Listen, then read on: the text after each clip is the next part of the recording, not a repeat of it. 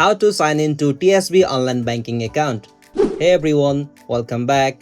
In this video, I will show you how can you log into your TSB online banking account. So let's get started. First, you have to open any browser on your system.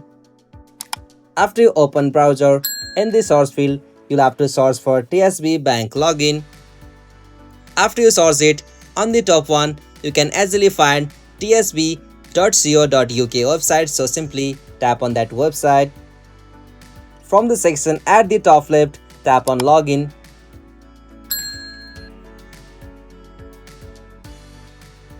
From this section, you can as usual provide your correct credential to be logged on TSB online banking.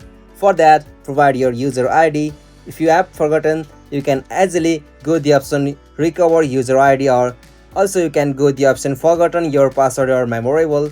After you provide your correct user ID and password, you can directly log in or sign into your TSB online banking from your device.